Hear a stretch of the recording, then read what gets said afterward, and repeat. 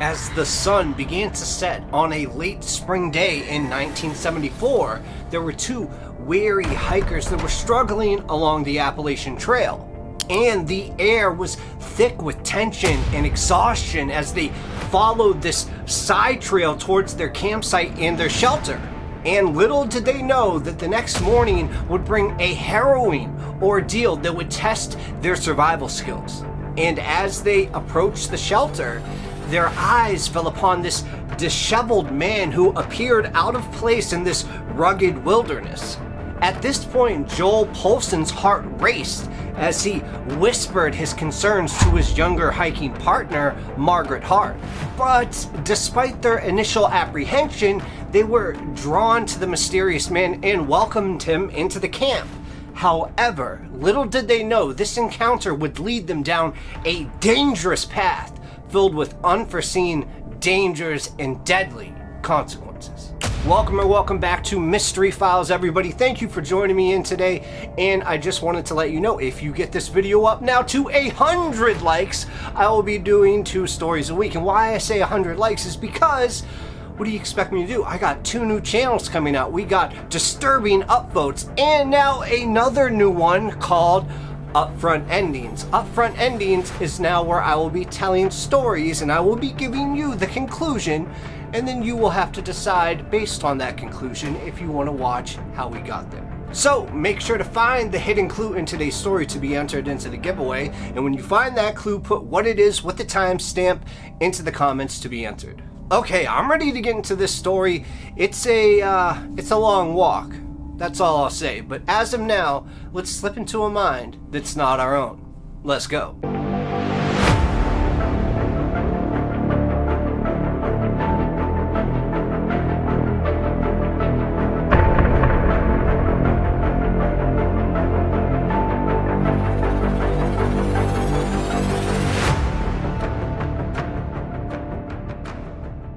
In 1974, Joel Polson met Margaret Harrit while she was working at a restaurant. And after only a brief acquaintance, he boldly invited her to join him through this hike on the Appalachian Trail. And although Joel was a 26-year-old with a taste for adventure, he was not an experienced hiker. He had already proven his fortitude by biking from his hometown in South Carolina all the way up to Ohio. But other than that, he really had no experience. But it was his passion for exploration that had now turned him to backpacking and led him to convince 17-year-old Margaret, who he barely knew, to take on the Appalachian Trail with him. Despite being a student at the University of South Carolina and not much of a hiker herself, Margaret was drawn in by the prospect of this adventure and hoped it would provide some clarity and direction for where she wanted to go in the future. Plus, she also felt comfortable with Joel's similar mindset and trusted him as a companion on the demanding journey ahead. So, after deceiving her parents into thinking she was joining a much larger group instead of just Joel, they began their journey to the trail together. And on their first day of hiking, Joel and Margaret got a very late start and only covered a few miles in the dark. Then, the next morning, they woke up to the reality of how challenging the Appalachian Trail was going to be. And they were carrying these heavy packs with Margaret already developing blisters by lunchtime. But despite these difficulties, they pushed through. And then they stopped to talk with some of the workers that were actually doing maintenance. And by late afternoon, they reached Low Gap Shelter and decided to, call it a day after only hiking about 6 miles. But it wasn't just them at the shelter. There was also another person that was already there, and his name was Ralph, and he welcomed them in. Although Margaret didn't think much of him, Joel couldn't shake off a strange feeling about Ralph, that he seemed out of place and not like all the other hikers. So, when they went down to the water source, Joel expressed his concerns to Margaret about Ralph, possibly, stealing their gear or something else nefarious. So they both sprinted back to the campsite at that moment. Luckily, They found everything untouched when they returned to the shelter. They kept their distance from Ralph for the rest of the night, but as time passed, Joel found himself slowly but surely warming up to him. So as Joel was finally starting to warm up, both figuratively and literally, one of the things that turned his opinion around was Ralph's willingness to go out and venture out into the wilderness for firewood, a challenging task after a long day of hiking. Joel even somewhat admitted to Margaret that, I guess he's not that bad after all. Although some doubt in his mind still lingered, and he insisted still on them leaving their shelter early the next morning. So he had already packed up all of their belongings in the morning, and by the time that Margaret woke up, they were eager to get back on the trail, and Joel kind of had this sense of urgency in his demeanor. So Margaret frantically gathered her supplies as Joel made his way down to this nearby stream. And she, watched him splash water on his face before turning to make his way back. A peaceful moment shattered by this sudden violence. You see, Joel wanted to get an early move on and leave because even though he said he was warming up to Ralph, he was really still uncertain of this stranger that had been sharing a campsite with them. And at that moment, Joel was washing up by the stream to get ready to leave. That's also when Ralph woke up, and Ralph immediately left the tent and Margaret behind. And then Margaret at the time probably thought, he was just going to the bathroom or to clean up as well. But that wasn't the case. Ralph indeed was a criminal, and he wanted all the stuff that Joel had. But Ralph was intimidated by Joel's demeanor, so he didn't think he could win a straight-up one-on-one fight. And Ralph, being the criminal that he was, had other plans on how to even out this fight. Okay, so Ralph, who had been lurking in the shadows near the shelter, sprang out and attacked Joel with brutal force. And as Margaret was still lacing up her boots, she heard a deafening gun blast and saw Joel crumple to the ground. And it was clear that Ralph had ambushed him, leaving Margaret helpless as he tied her up and dragged her away from safety. Her heart raced with terror as she struggled against her restraints, wondering what sadistic plans Ralph had in store for her. And he taunted her with his lack of a plan, fueled only by this pure evil intent. So after an agonizing 15 minutes, Ralph returned and callously revealed that he had killed Joel, making him the first murder victim on the Appalachian Trail. And tears just streamed down Margaret's face as she begged for answers about Joel's fate, but Ralph only said, "I want to get rid of him." And uncertain of his next move, Ralph rummaged through Joel's belongings in search of money. Then for a second time, he forcefully led Margaret back into the thick woods and tied her up once again.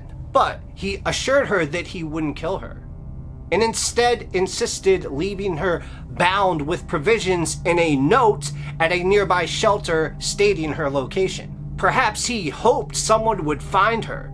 After carrying out his plan, he walked away as he had done before now, but this time, just 15 minutes later, he returned again.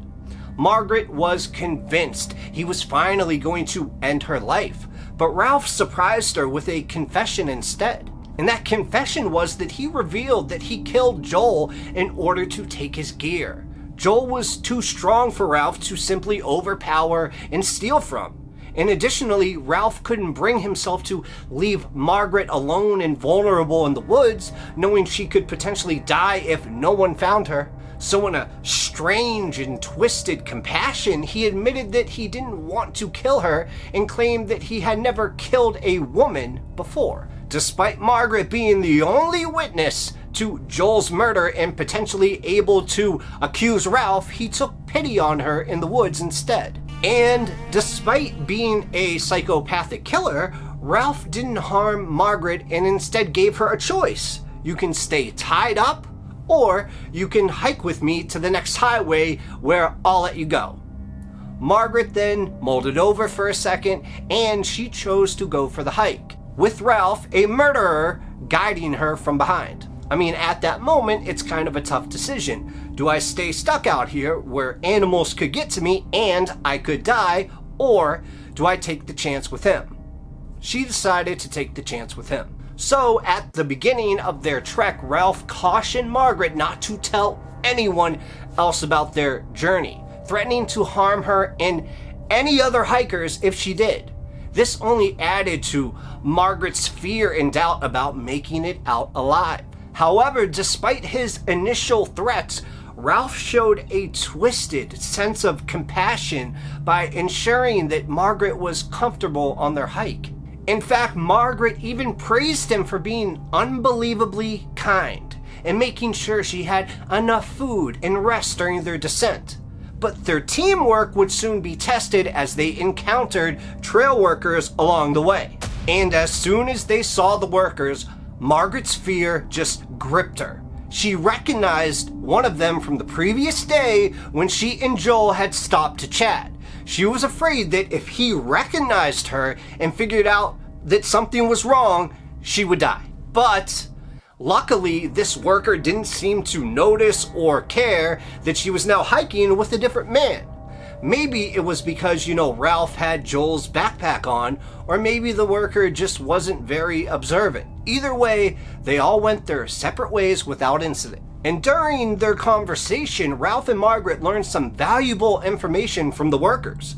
Apparently, the next road crossing north was much further than they originally thought. And this made Margaret anxious, knowing that she would likely have to spend at least one night in the woods with Ralph. Despite him not having hurt her yet, and actually being quite nice so far, she couldn't shake off her fears after a long day of hiking. And as they continued on their journey, they passed the time by talking about books and music like any two strangers would. Eventually, Margaret took the opportunity to ask Ralph about his past. But what he revealed is probably not what Margaret hoped for. He revealed that he was from up north and actually felt more at home in the wilderness of the western United States rather than the Appalachian Mountains. And he also admitted that he had spent time in jail and was currently on the run from the FBI. So eventually, they reached Rocky Knob Shelter, where they took a break to consult their maps and realized that the information given to them by the workers was actually incorrect. They were actually less than 3 miles away from the next road crossing, and if they hurried, they could possibly reach it before nightfall. This was a relief for Margaret because she would no longer have to spend the night in the woods with Joel's murderer. However, her relief was short-lived, as Ralph announced that he wouldn't be releasing her at the road crossing, but instead would let her go after that. Eventually, they reached Unco Gap, where they found the road. Ralph made it clear to Margaret that if she spoke of being held against her will or mentioned Joel's name in any way, everyone around them would be shot and killed. So at that point, they both just stuck out their thumbs and managed to hitch a ride into the town of Helene, Georgia.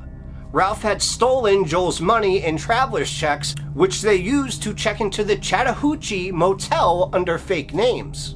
And at this point, Margaret was terrified, knowing she would be stuck with this man for who knows how long. But instead of harming her, Ralph turned on the TV to see if Joel's death had made the news yet. And luckily, it didn't.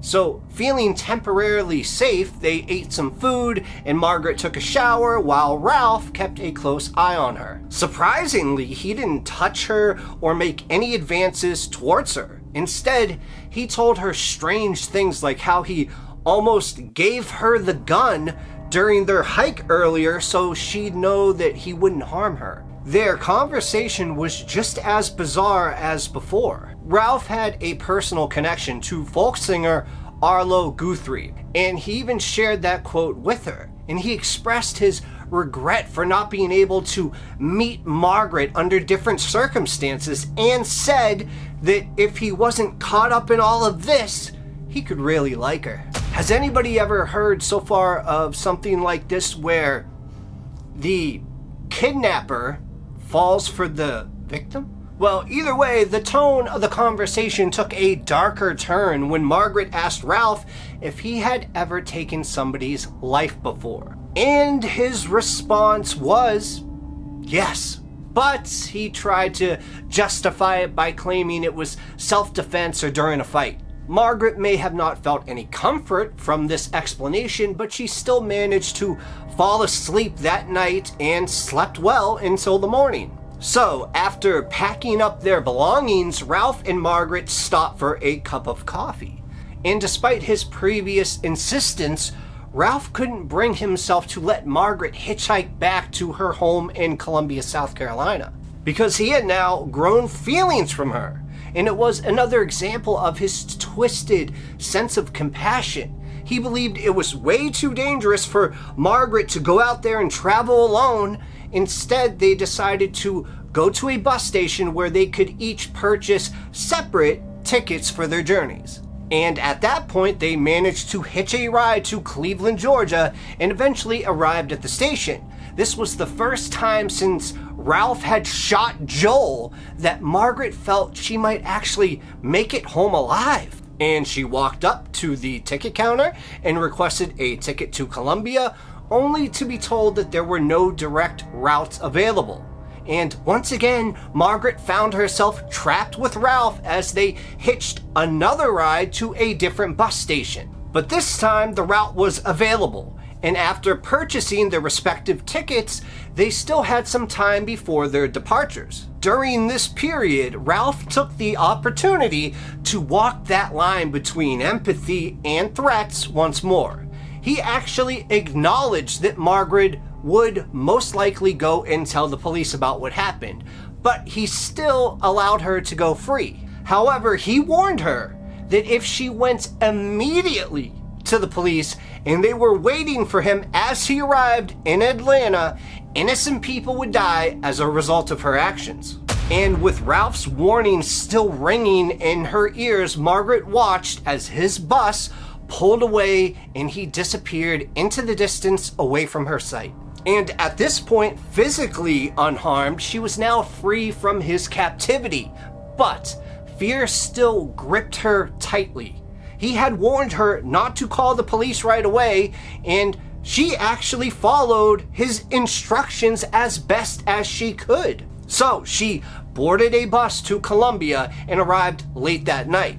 And her first attempt at reaching out for help was calling her brother, but he did not answer. So she tried another friend, but with the same result. At this point, desperate for somebody just to turn to, she dialed her parents' number, only to be met with silence once again. So finally, she called the police and requested someone to come and pick her up. Can't say the girl didn't try. And at this moment, she informed authorities that she had witnessed a murder in Georgia and needed to report it. So an investigation was launched, and on May 11th, 1974, they found the body of Joel Polson near Low Gap Shelter. Then, a few days later, a random woman in Atlanta contacted the police and identified a man who matched the description of the Appalachian Trail killer. She had read about the crime in the newspaper. His name was Ralph Howard Fox, age 31. And he was apprehended at gunpoint on May 16th, 1974. And as Margaret had discovered from him, he indeed did have a long criminal record for charges such as kidnapping, auto theft, burglary, and much more. So he was convicted of the murder and sentenced to life in prison, but shockingly managed to gain parole in 1991. And as expected, Ralph Fox went on to brutally kill another victim, this time in Michigan, and this time it was a woman. You can only imagine that he regretted letting Margaret go since it became his downfall, and he probably took all his anger out on some innocent woman because of what he thought was betrayal from another, even though it really wasn't betrayal because Margaret wasn't the one to call and identify him. And by the end of 1992, he was back behind bars, thankfully, once again. Fortunately, he remained incarcerated until his death in 2003. It was an egregious failure of justice to release him on parole initially. And as for Margaret Harrit, she continued her education and earned her doctorate degree before embarking on a very successful career with the U.S. Agency for International Development. But justice was not served when Ralph Fox, sentenced to life in prison, was released on parole. The lesson here is to trust your instincts. While this story is scary, millions hike the Appalachian Trail without incident each year. That just goes to show if it can happen, it will happen, regardless of how rare you may think it is. And if someone makes you uncomfortable, listen to your gut and leave. Do not spend the night with uneasy feelings. Okay guys, that's the story for today. Let me know what you thought about it in the comments. Also, let's get those likes up. And if you haven't already, subscribe to my 2 new channels that are in the description. I just put them in there. And make sure if you haven't become a member yet to become a member, either with YouTube Join or with Patreon, both in the description as well. And also check out my merch that's right below comments. I'll see you guys next time. Peace.